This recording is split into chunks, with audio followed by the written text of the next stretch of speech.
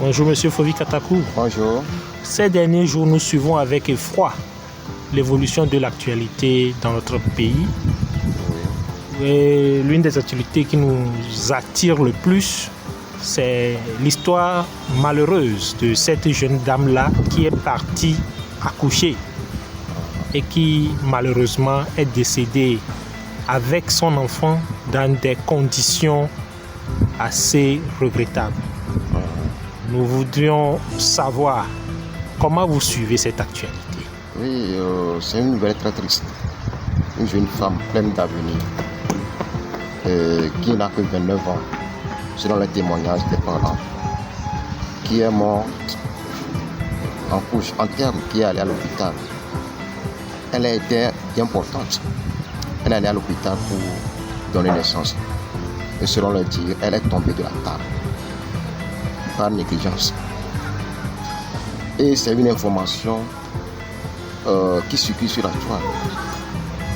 Mais selon la manière dont cette information circule, et ça nous amène à poser beaucoup de questions par rapport à ça. Et elle n'est pas simplement la seule personne. Il y a beaucoup de gens qui s'en vont à l'hôpital pour aller se soigner ou bien donner des naissances qui perdent leur vie. Mais pourquoi le cas de cette jeune fille doit nous amener des réflexions? Et la semaine passée, il y avait une vidéo qui a circulé. C'était une ancienne vidéo d'une infirmière qui travaille au CHU Sylvanus Olympio. Et dans la vidéo, la dame, l'infirmière, montre, a décrit à peu près les conditions dans lesquelles elle travaille. Avant cela, on a vu notre Premier ministre qui a affirmé sur les toits qu'elles ont mobilisé 20 milliards pour les vaccins Covid-19. Et cette semaine, nous avons ce problème-là de la mort de cette jeune fille.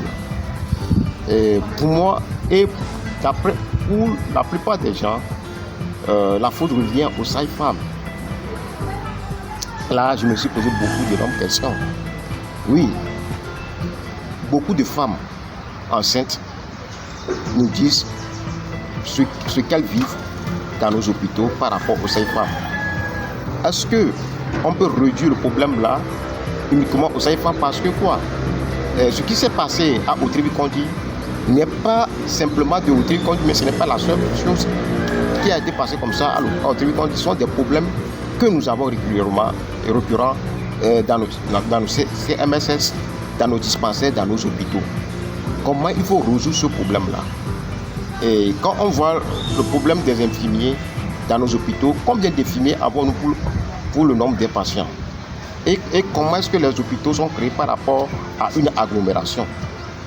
Et comment est-ce qu'il y a une suivi des infirmières ou bien des sages-femmes? Est-ce qu'on les laisse on les laisse simplement faire à leur manière, parce qu'il y a d'énormes problèmes qui se passent là-bas.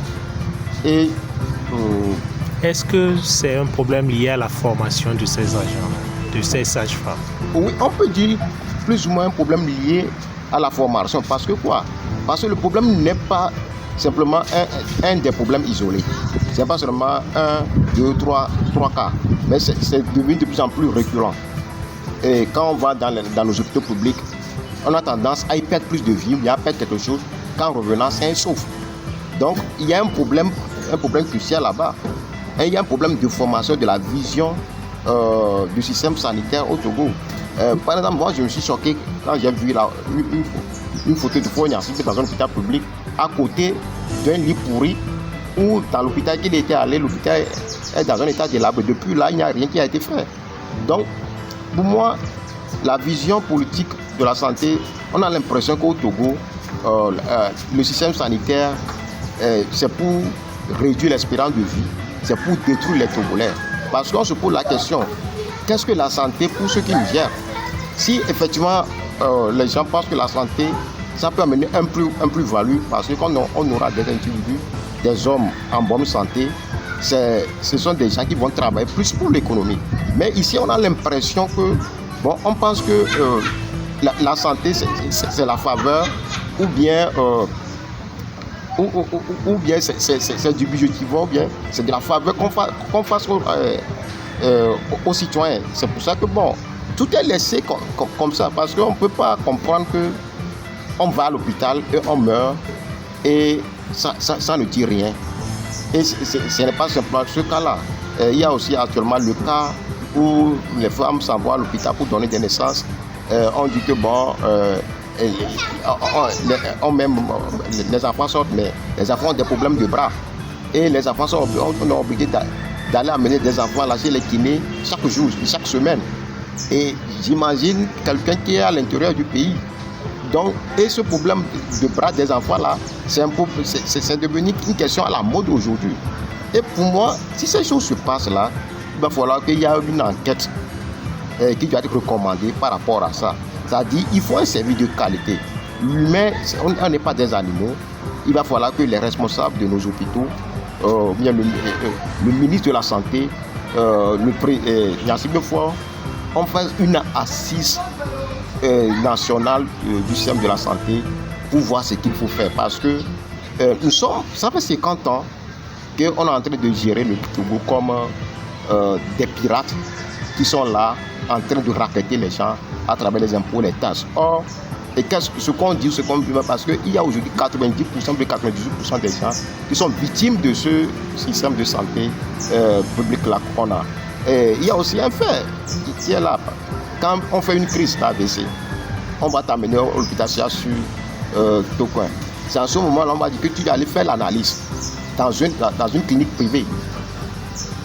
Étant souffrant, alors que normalement quand on fait une crise d'AVC, en moins de 30 minutes, 1 heure de temps, il faut savoir quel est le type d'AVC que tu as fait pour qu'on puisse t'administrer le traitement adéquat. Ce qui fait que beaucoup de gens meurent d'AVC dans nos pays. Ces choses-là ne disent rien à nous. Et il y a une question fondamentale dans notre pays. Ça fait depuis longtemps où nous parlons des problèmes des hôpitaux mouroirs dans ce pays. Mais au Togo, on a l'impression que si ce n'est pas moi, comme on est en bonne santé, quand ça ne nous touche pas, on s'en fout. Mais on s'indigne du moment où nous-mêmes on tombe malade, bien on a un proche qui est victime de la négligence, bien du manque de personnel, bien du manque de matériel. C'est à ce moment qu'on sait que bon, au Togo, les hôpitaux ne sont pas bons. Je pense qu'il est temps que chacun de nous se mobilise, se lève pour les hôpitaux de qualité dans ce pays. Parce que les hôpitaux de qualité, c'est quelque chose qui va sécuriser notre vie. Nous tous, on en a besoin. Donc, ce qui s'est passé, pour éviter que ça ne se reproduise, pour éradiquer ce fait, il va falloir qu'on mène une action concrète. Et ça ne doit pas se limiter simplement à des indignations sur les réseaux sociaux, à des condamnations des sages-femmes, mais il faut mener des actions concrètes pour qu'on puisse remettre en cause la politique du système de santé public au Togo. Parce que, c'est quoi? Nous sommes des malades potentiels qu'on va amener dans un hôpital public. Et si on ne se lève pas aujourd'hui, demain nous en serons des victimes.